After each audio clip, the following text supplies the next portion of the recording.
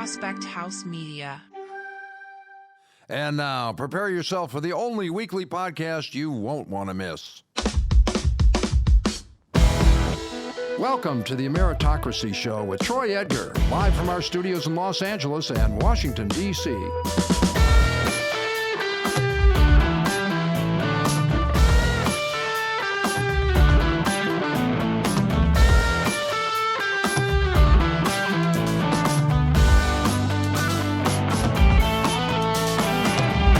Hey everybody, I am Troy Edgar and welcome to the Ameritocracy Show. Thank you for tuning in and checking it out. It is greatly appreciated. This podcast examines the conditions for personal and economic growth and opportunity across America.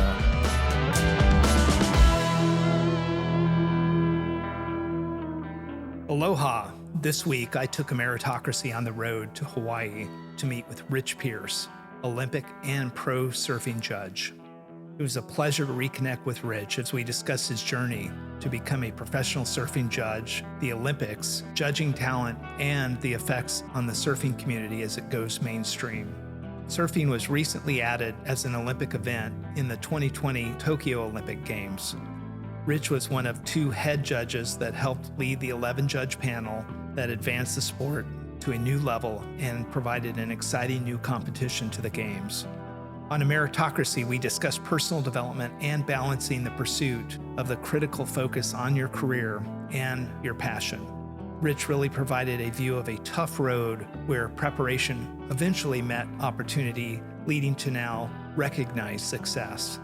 He also provided a behind-the-scenes view of the professional surfing tour that has allowed him to travel all over the world.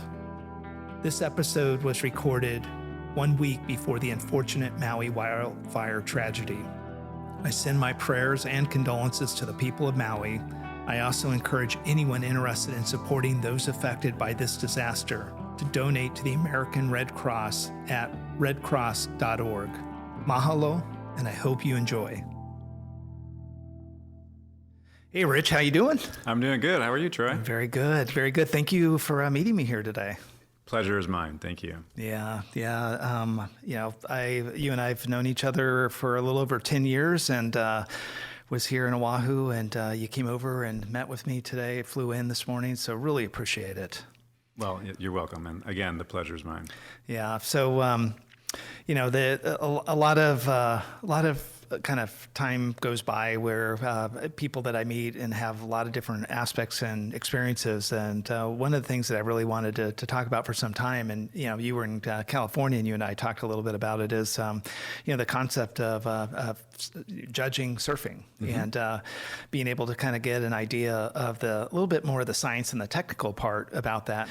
It's a profession that's very credentialed as a judge. Yes. Kind of steps through a lot of different phases to be able to get to the next level, and then eventually, once you're there, you're in a very small kind of club or group that really definitely has an appreciation for all aspects of the sport.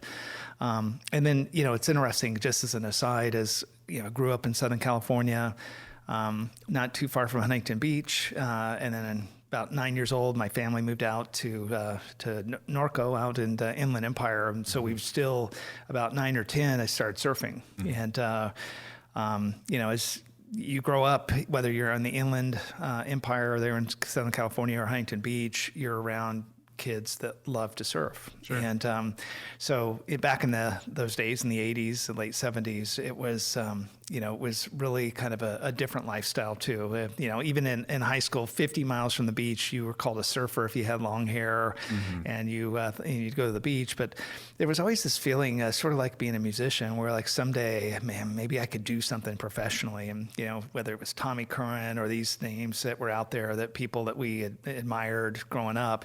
But, you just never really knew what type of profession it would be. One of the reasons why I wanted to talk to you here in Oahu is, I've spent 2 years here in the Navy, and and my surfing and bodyboarding continued here, and it's great whenever I talk to you because every break in the Hawaiian Islands. So, but it just feels good being back and then having the opportunity to talk to you. What I wanted to do was to be able to kind of just give an idea of really the the journey that you made to being somebody that, might have started out as a surfer, like the dream we all had, to actually turning it into a career and kind of that journey. So I'm hoping the objectives that I'd be able to get with you is to talk about becoming a judge, and then being able to kind of understand a little bit of the technical aspects of surfing. So Rich, if you wouldn't mind, just maybe just giving a little bit of an idea of your background and kind of maybe where you first ended up getting introduced into surfing. Sure. I think my backstory is a little bit unique from most people and most surfers, in my field of profession, or, in the surfing world in general, in the fact that I didn't grow up next to an ocean. I grew up in the Midwest. I grew up in, the rural suburbs in Wisconsin. And we're next to a big body of water. There's waves in the Great Lakes. But when and where I grew up, I had no concept of surfing and the surfing culture and the surfing community. All I knew, I think what really drew me into surfing, and I'll tell you about how and when I got there, but what really drew me in unknowingly when I was younger was just the water. I mean, I loved the water. It didn't matter where we were, what we were doing. If it was the summer or spring and there was a pond or there was a creek or there was, we walked over to the farmer's pond to go fish, or it didn't matter what we were doing. If there was water, I was in it. We grew up around lakes and rivers and streams and fishing and water skiing and wakeboarding and this and that. And I've always loved being in the water. And, fast forward to after my high school years, I, quote unquote, tried out some colleges, around Wisconsin, and quickly realized I needed a change. And within about 4 days, I made a decision that I was going to pick up and move as far away from Wisconsin as I could. And with a friend's help, I loaded up a U-Haul van and we drove to the West Coast. I landed in San Diego with a cousin of mine that lived there. And it was within 24 hours of hitting the West Coast that we drove this U-Haul van to Tamarack Beach in Carlsbad. Yep. And I was sitting there in a U-Haul watching people in the water, and I was like, I don't know what's going on. I don't know how to do that, but I have to do that. I have to learn how to do that. And I think I fell in love with surfing before I really even had a true surfboard in my hands for the first time. Wow.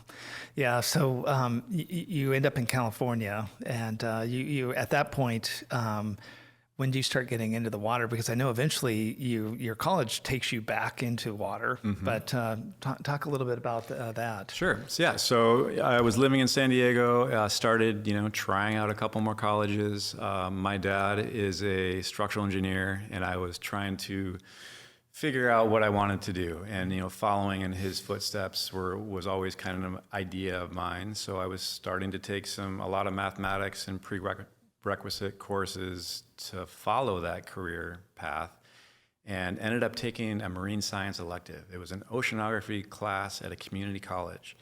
And within the first week, I found myself being completely fascinated with the science of the ocean. And at the same time, congruently, I was also in the water, as much as I could. If I wasn't working, I was in the ocean. And after that first semester, I really realized that I wanted to learn as much as I could about the ocean. And then I started thinking about, okay, well, where can I go to learn more about the ocean, but also challenge my surfing? And I knew nothing about Hawaii. I really didn't. I just knew that, hey, Hawaii is ground zero for surfing. Yep. I looked up some schools and universities and found out they had, one of the best marine science programs in the nation. Blindly applied to Hilo on the Big Island, had never been there before, and in 2003 took the leap across the pond with a suitcase and a board bag and a backpack, landed in Hilo, not even having a place to live, and that's kind of where my career and my path into surfing sort of really truly started. Wow. When you get to Hilo and, you're starting to kind of get into the process of education, you finish up your degree. do you start into surfing right away? As far as like the judge part of it, or surfing as a potential, because I think maybe at that age we were all like, hey, I think I could be good enough to be competing. But where were you at that point? As much as I'd like to think my head is in the clouds, Yeah. I realized, I knew that my ability as a surfer was never going to be at the level or on par, with what you would call a professional athlete or a professional surfer. Mm-hmm. And really had no intention or no knowledge of getting into competitive surfing in any way. I was in my second year of school. I had started my own surfboard shaping and manufacturing business. Mm-hmm. And a good friend and mentor of mine had kind of like taken me under his wing and sort of really help teach me the first sort of pathways to shaping and manufacturing surfboards.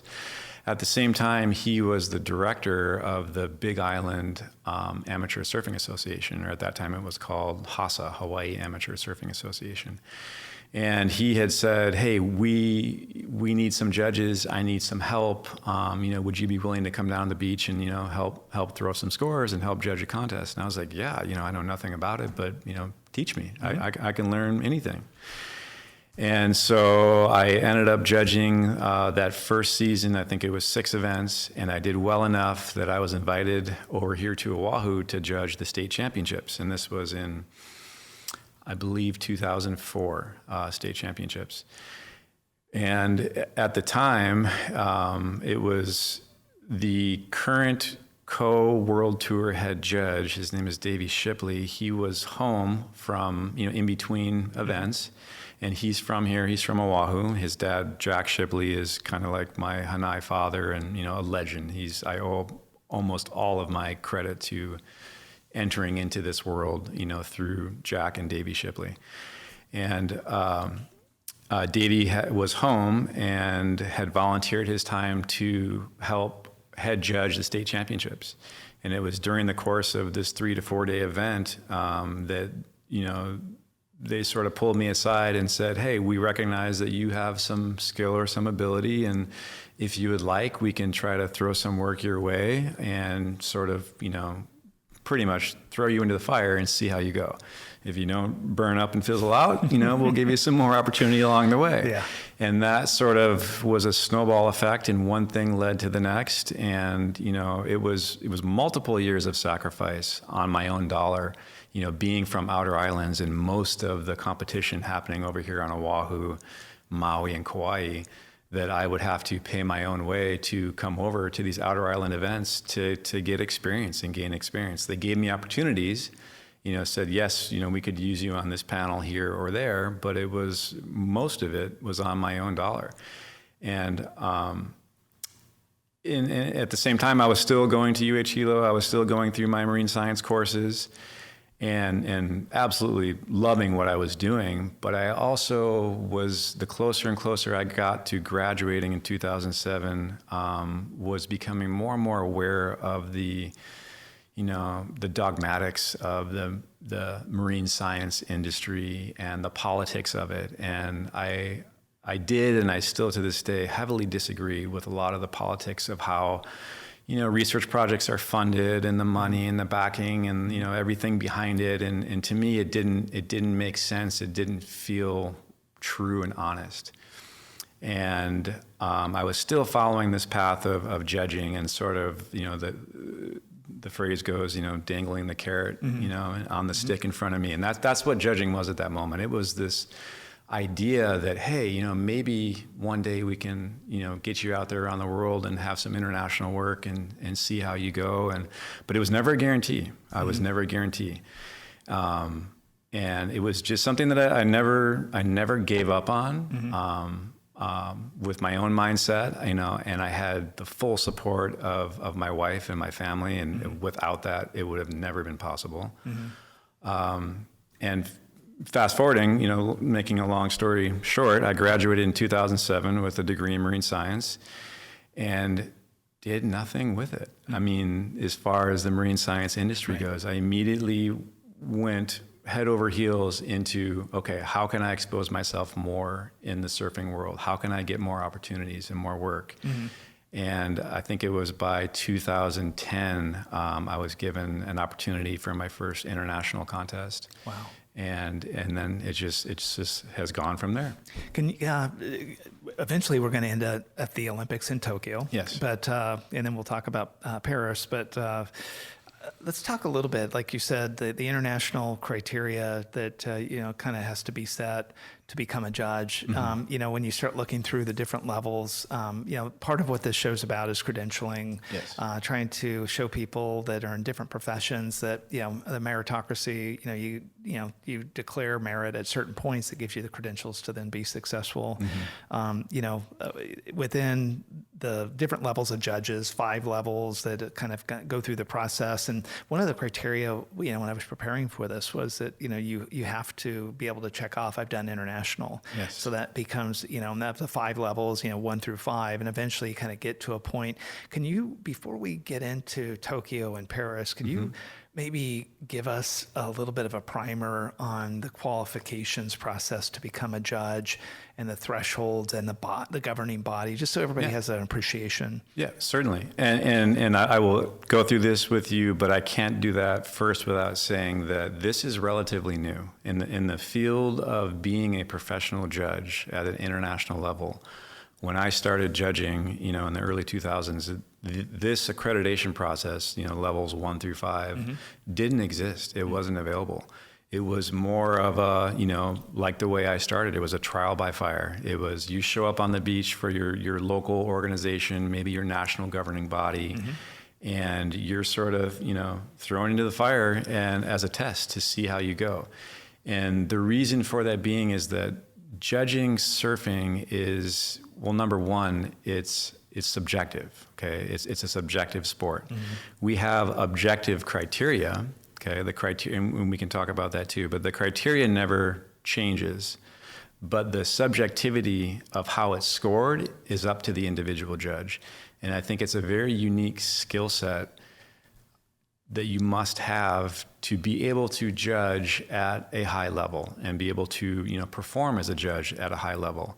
And that was the test. And some of the hardest judging, to be honest, is the amateur competitions, especially back in the day when it was, 6-man heats with no priority, 15-minute heats. I mean, it's just a flurry of colors, going by, and you're trying to watch multiple rides at once and get the scores straight, and there's no replay, and it was extremely difficult. So if you were identified, by a superior judge or a head judge as one of those, few individuals who sort of had this skill set that could, remain focused and, could keep comparisons and had a very good memory and recall, you were given more opportunity and sort of worked your way up the ladder. It was I don't want to use the term mafia, but in a way it kind of was. It was who's who and who do you know and how they can help you out. But also enveloped in that was this internal credentialing system where, if you didn't have what it takes, you would have never been given the opportunity,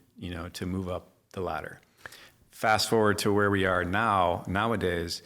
We actually have an official accreditation process. There's judging courses and judging clinics. I teach an ISA judging certification and accreditation course, and that is what you're speaking of, is the levels 1 through 5.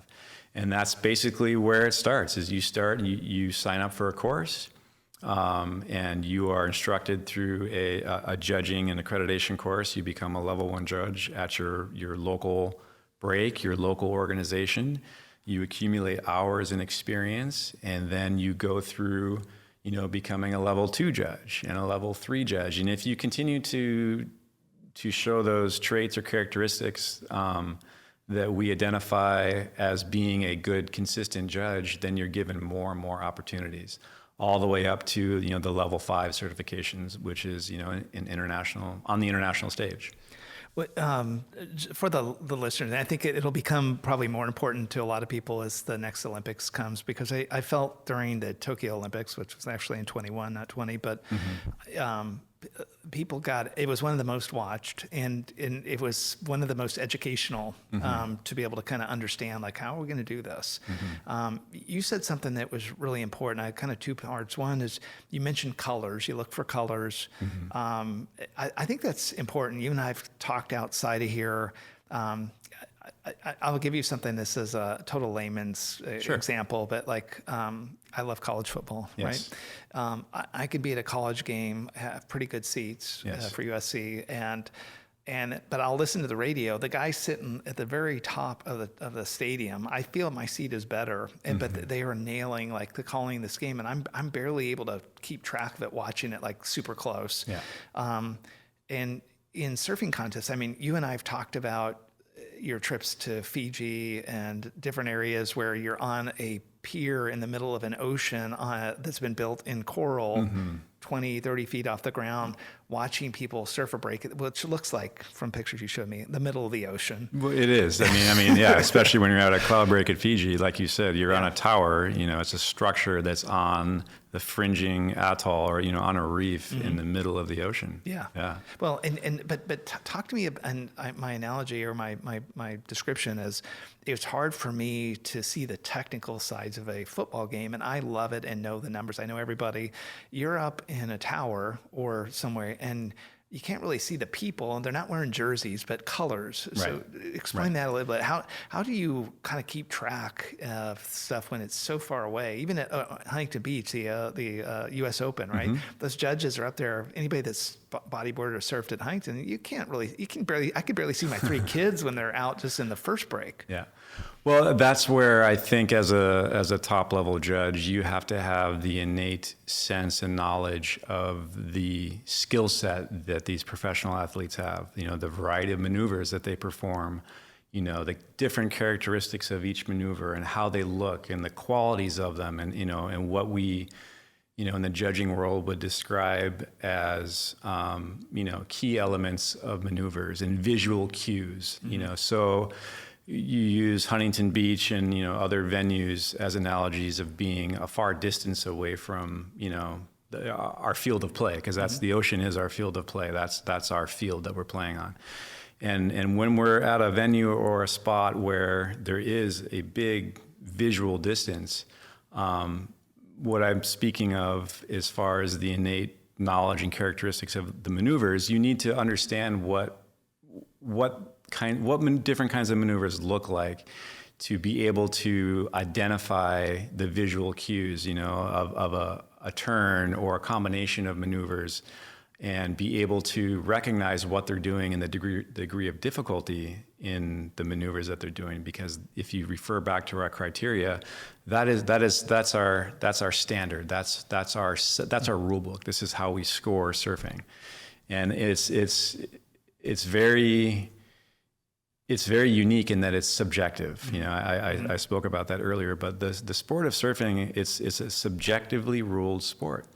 And we judge based on feeling. It's on the criteria. It's on these specific elements that are listed here, but it's also on the feeling and the impression that you get when you're sitting there in the seat. If you're watching a ride, and it's just an amazing ride, a very, very critical wave, and the surfer performs this wave with the utmost skill and ability and high degree of difficulty.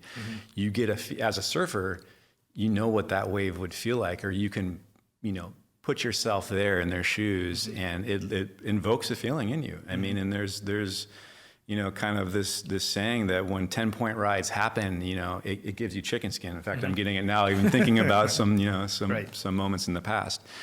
And that's really the root or the basis or the foundation of scoring surfing is one, you're watching it with the naked eye. We're not watching it through a magnification lens. We're not watching it through binoculars or anything like that.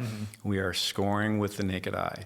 And nowadays we have the tool of replay. So we have an ability to go back and replay the wave. And, obviously with the technology nowadays, we can see, images that are a far distance away. We can see them up close and, right on a huge screen in front of us, which is fantastic. But that will never take away from the feeling that you get watching a surfer perform, live with the naked eye. Can I ask you a question? When you and I have talked about surfing, and you use the term colors, like I said, because they're not wearing jerseys, are the colors the demarcation? Like, hey, the red surfer, look in the book, that's so and so. Is that how they do that from so far away? Well, it's for us as scoring judges, and I guess the easiest way to portray this to the audience is that, I will come home from an event, and friends in my own surfing community back on the Big Island will want to talk to me about the event, and hey, what'd you think of so and so's wave, and how is this guy's wave? And I'm like, well, wait a minute. Who are you talking about? Was it Red in the second round and the third heat on his fourth wave and the third turn? Because if for us in the tower, we're not looking at the names of the surfers. We don't identify them by the names because that brings in, subjectivity, right? Or more subjectivity on top of our subjective ruling as it is. Yeah. And so we're scoring by colors. We're looking at the colors in the water, and that's how I remember in detail waves is by colors, not by who it is, not by if it's this famous surfer or this famous surfer.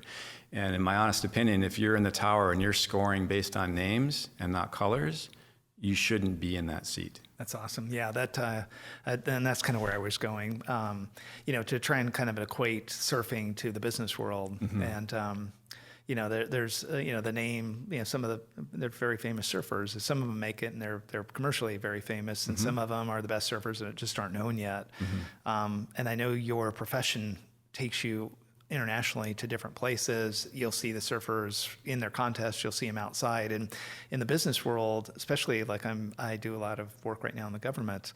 They have what they call conflict of interest rulings to make sure that I've got a lot of friends in government, both politicals and career people, and they're awesome people, but we all know how to dance. Yes. And as soon as they put an acquisition out legally, we can't talk anymore about that. And but when that's after 50 years of people going to prison, and it definitely is a thing that had to be regulated to make sure that there wasn't a conflict. So I thought the listeners it'd be kind of fascinating to not be. When Slater's out there, you don't want these big names just to win because that's who they are. It's like they kind of, the bias has to be stripped. And that's what I loved about a lot of stories you talk about. Exactly. And it's all about the bias. And when you're sitting there in the hot seat, as a scoring judge or as a head judge, the bias you have to be non-biased. I mean, our number one job is to rule honestly without bias. Okay. And the dance that you speak of that absolutely goes on in our world too. And I think it's even a little bit more delicate and harder to deal with within our community because we are such a tight-knit community of not just officials and judges and our staff that run the event, but the actual athletes too. I mean, we're at one event and then we're picking up and we're moving across the globe to another event. So a lot of times in transit, in traveling from to and fro, we're amongst the athletes. All of us that are officials and working the events behind the scenes, we're not the professional athletes in the limelight, but we absolutely are surfers. We want to be in the water just as much as these guys, if not more. So our paths are always crossing. We're always mingling with the competitors, on the outskirts of the competition. But the second that horn blows, on the first day of the first heat, we have to be very, very delicate with the dance and the interaction that we have with the competitors and the respective teams. Just for that reason, to eliminate the chance or the possibility of having any kind of bias when you're scoring in the tower. So let's make a move to the Olympics to kind of a couple points I want to stake out with you before we get into a lot of the funner parts and details, the technical parts. The Olympic structure that they put in place in Tokyo was basically kind of 11 judges and then some hierarchy. To break that down a little bit, because to give the listeners a little bit of an idea of, at that point, first of all, first time ever surfing in the Olympics. Rich, got to be exciting being a part of that part of history, you and everybody that was a part of it and the surfers. It was great.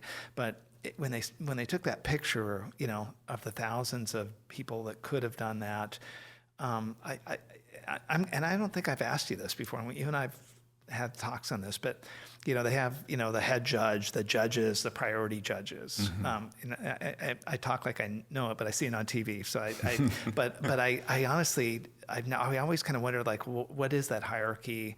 In the corporate world, we always kind of, where true north is. And so, Right. kind of how you have to do, especially in client stuff. But on this, I really was a little unclear.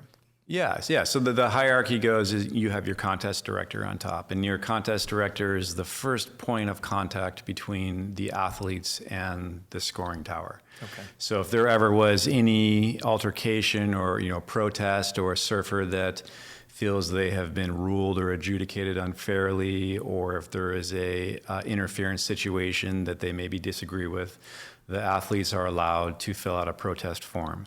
And that protest form then gets taken from the beach marshal up to the contest director, which is, like I said, the first in command. So you have our contest director, and then below the contest director are the head judge. In the case of the Olympics, the head judges. There's two of us. And then below that are the judges. And we have actually rules in place in the rule book that state that the athletes are not allowed to approach a head judge or any of the panel judges during competition. If they have any kind of protest, or they want to speak or get an explanation of how they were scored, or any situation that happened, they have to go through that chain of command and that protocol first. So that protocol is brought to the event director, and then is brought to us as head judges that we can discuss. And if we need to have any further discussion, clarification with the athlete, that's first done by the contest director. He sort of translates our input back to the surfer. And in special circumstances, sometimes we all kind of meet, a contest director, head judge, and the athlete together to sort of go over what has happened and sort of come to an understanding or clarification. And going through the process, like today where we're sitting in Hawaii, we had a great lunch. Something that we talked a little bit about is, like, even right now for the Olympics, there will be 48 surfers eventually that will get on, they'll meet the criteria to be selected. So it's not like a lot of sports within the Olympics where each country kind of brings everybody to the table, and and the country has rights to be able to come in. They limit it for a couple different reasons, but 48.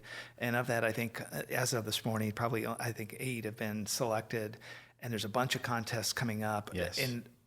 But for judging, like, you guys haven't set your panel yet, or have you? No, we have not, and we are still in the process of that selection, and that selection will be ongoing. Even myself as a head judge in Tokyo, it's not guaranteed that I will be a head judge in Tahiti next year. So the entire selection process for who will actually represent the judges in that tower and the head judges next year in Tahiti is ongoing, and that will sort of further get refined and decided as we get closer and closer to that date.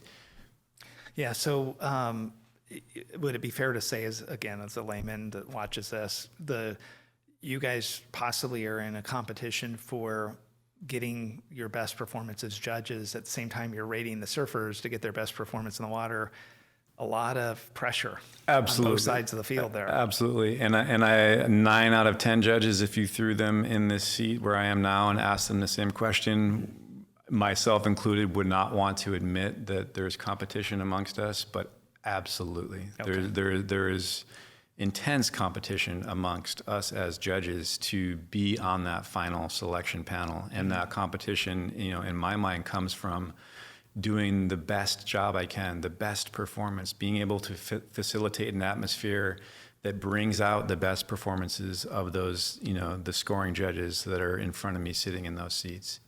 It's interesting. As an aside, I'm just going to pull the privilege since it's my show. Is that question I have for you? So France, Yes. on the western part of France, Yes. good breaks. If you went around Amazing. to Portugal, Nazir, some of the largest waves ever in the world.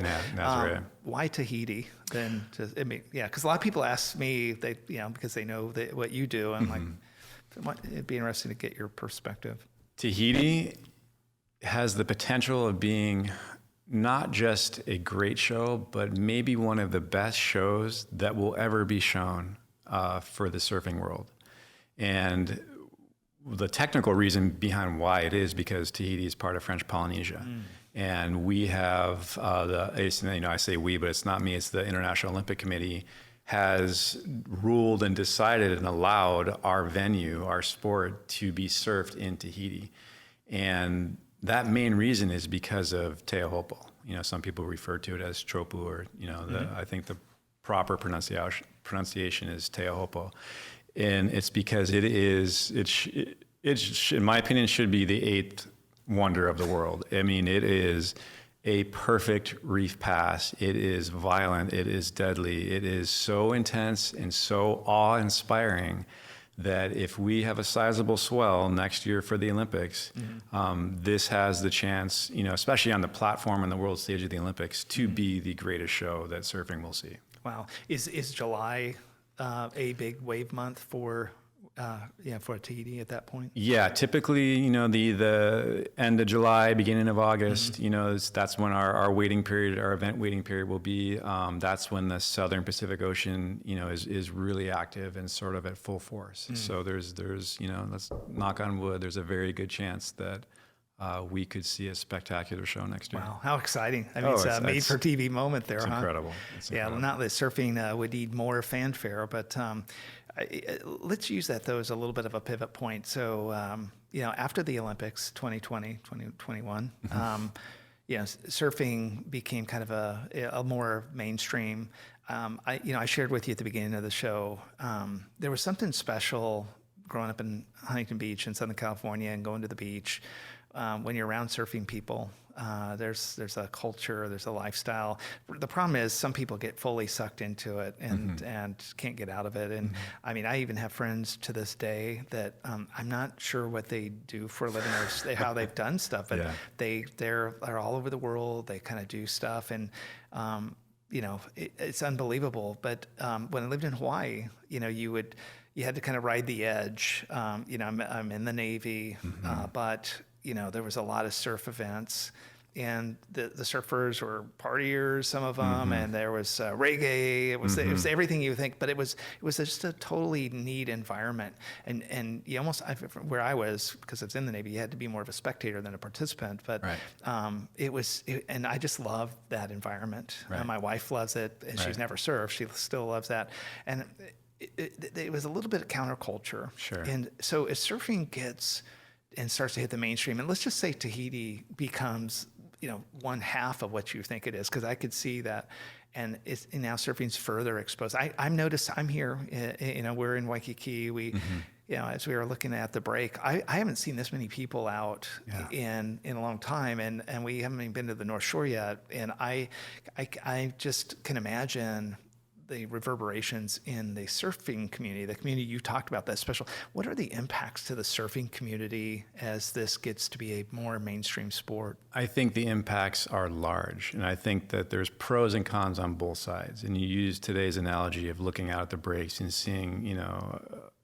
huge number of people in the water. And there's not even, in my opinion, the waves are hardly even breaking today. It's like half a foot to maybe a foot, and you see 80 people crowded around canoes in Queens. It's kind of crazy, and that in my opinion is more on the con side of the mainstream platform that surfing has been sort of pushed into. In one hand, it's great because I think it allows more outreach and the potential for education for people to become aware about the ocean who might not have been, might not have ever stepped foot in the ocean before in their life, but all of a sudden they find themselves on a surfboard and they're immersed in it, and they see the environment around them, and then they have a sense of attachment to it, and they want to protect it. And that to me is the ultimate goal. Of surfing going more mainstream is the potential outreach and the education of the importance of protecting our resource and protecting the ocean and everything around it.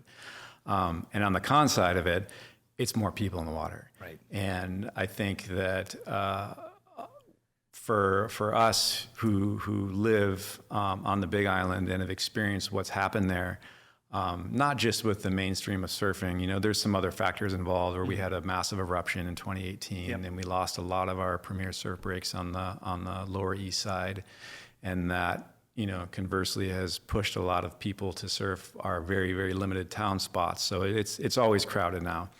But even outside of the Big Island community, in the remote locations that we go around the world that I've been to now, multiple times, over these years, every year we go back, there's more and more people in the water. And it's a dichotomy. Mm-hmm. It's kind of, for me, it's beautiful to see mm-hmm. that more people are in the water, but it's also like, I don't want to go surf with, mm-hmm. 50, 60 mm-hmm. people. I want to go surf with one or two friends and, mm-hmm. and have a great time and not have to hassle and compete for waves. Right. I think it was the example you gave me before of El Salvador and, the kind of on the pro side, and let's just stay positive for a moment, is like, bringing more people into the water can, like you said, it's tough, but, something we don't experience here in the U.S., definitely in the West Coast or here in Hawaii, is where you're swimming and there's plastic and stuff next to you. And I think in some of these countries that are more moving into first and second world, mm-hmm. This sport is pulling people into the ocean in a positive way and making people more aware and sensitive to how an important ecosystem we have. You talked about it. You've talked about it with me before, but what's your view of that? And it seems like that would be a good thing. It is a good thing. And in staying on the subject of positivity, in the multiple years that I have been to El Salvador and the multiple trips, I have seen a notable change in the amount of pollution that is in and around the ocean. Mm-hmm. One of my first trips to El Salvador, I think, was in 2011. And I was just taken aback by every single stream and river and waterway that we would pass. We come over a bridge and all you would see, you could hardly even see the water below. It was just loaded with mounds of rubbish and plastics. Wow.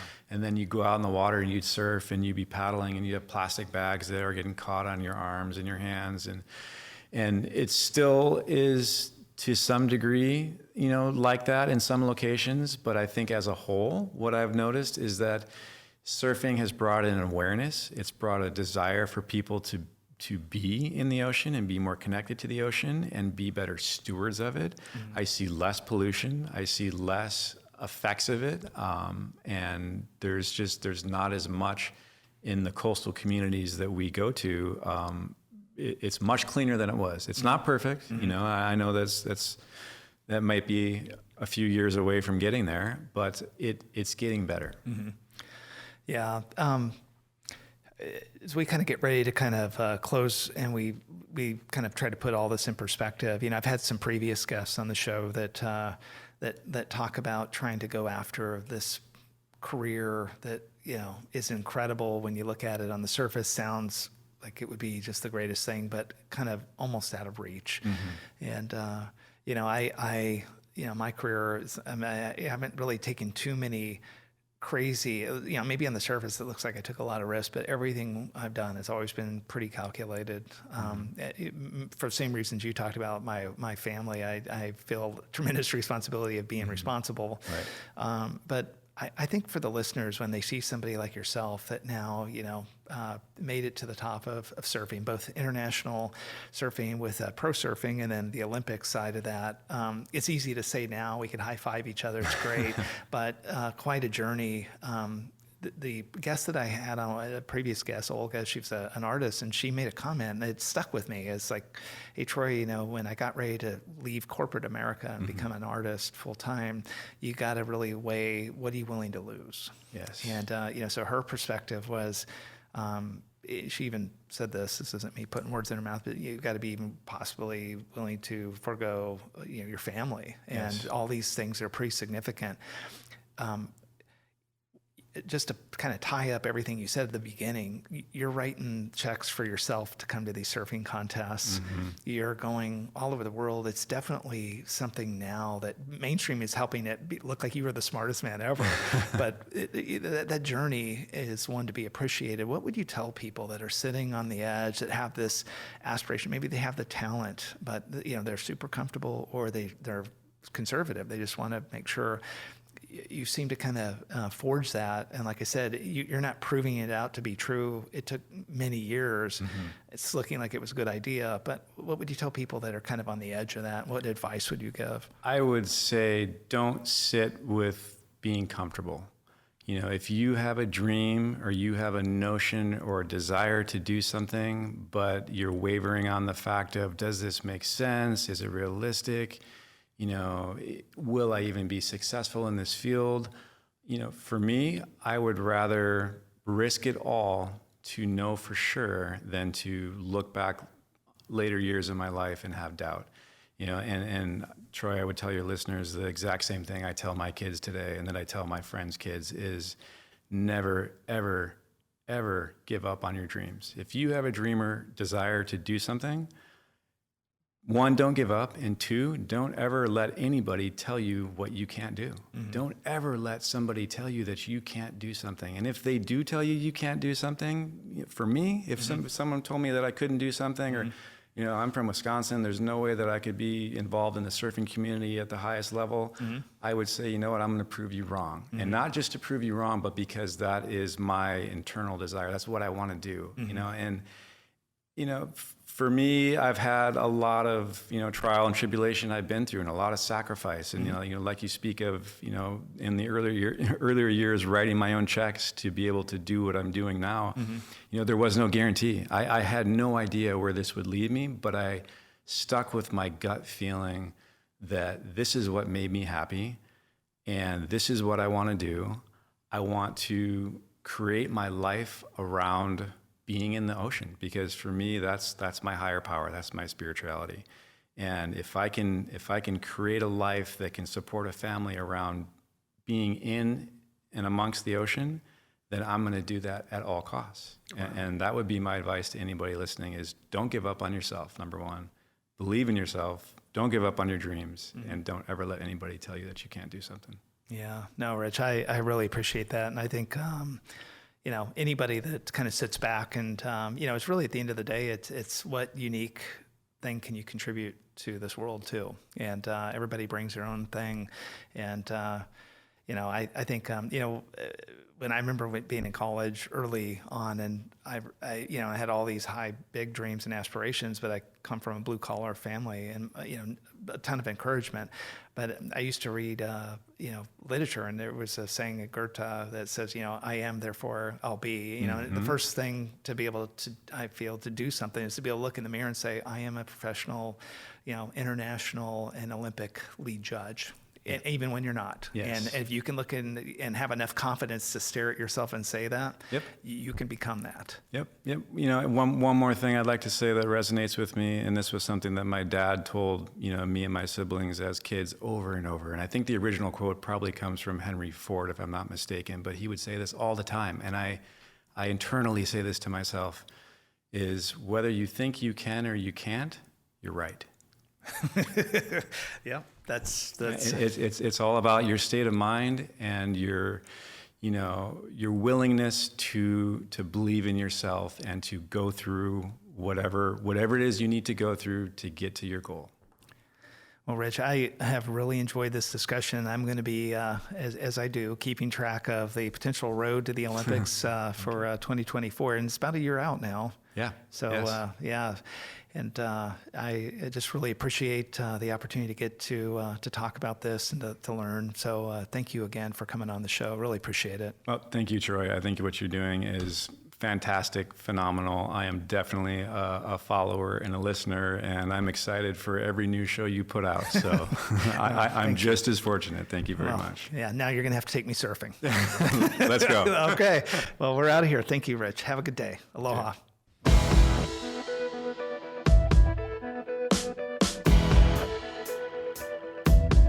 Thanks again for joining me today on the Ameritocracy Show. Be sure to follow me on social media and our website at troyedgar.com, where you can get more information and sign up for my weekly email. I hope you have a great week.